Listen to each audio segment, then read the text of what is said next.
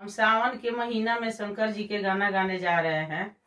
आप सबके पसंद आएगा तो आप लाइक कमेंट सब्सक्राइब भी करिएगा, साथ में शेयर भी कर कीजिएगा।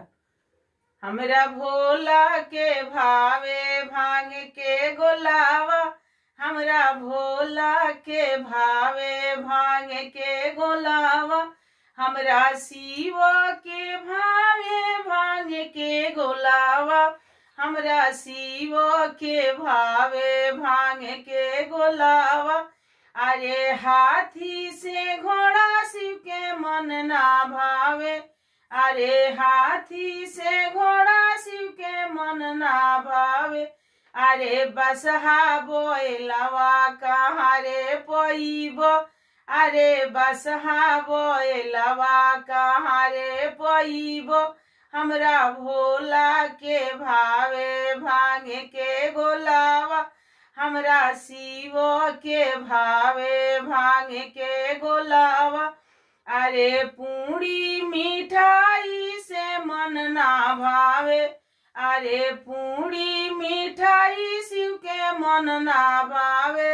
अरे बेल के पतैया कहाँ रे पईब, अरे बेल के पतैया कहाँ रे पईब, हमरा भोला के भावे भांग के गोलावा, हमरा शिव के भावे भांग के गोलावा, हमरा शिव के भावे भांग के गोलावा, और भंगी के भावे भांग के गोलावा।